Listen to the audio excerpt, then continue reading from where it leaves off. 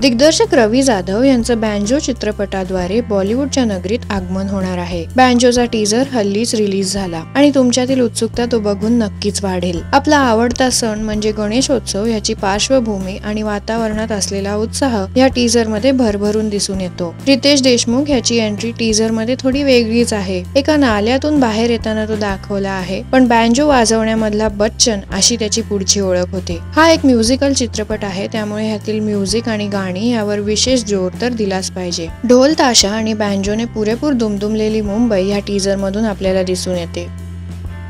नर्गिस फकरी या अभिनेत्रीचा अगदी वेगळाच लुक आपल्याला ह्यातून पाहायला मिळतोय। अंगभर दागिने आणि हातात कोयता असा तिचा फर्स्ट लुक दिसतो। रितेश आणि नर्गिसचा पुरेपूर रोमॅन्स यातून आपल्याला दिसणार आहे। रितेशने ह्या चित्रपटासाठी आधीच हे वाद्य शिकले।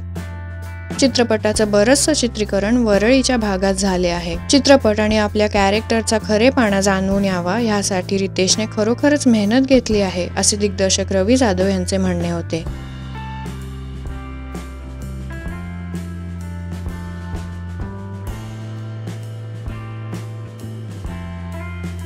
हा चित्रपट 23 सप्टेंबरला रिलीज होणार आहे। मराठी सिनेसृष्टीच्या ताज्या अपडेटसाठी आमच्या चॅनलला सबस्क्राईब करायला विसरू नका।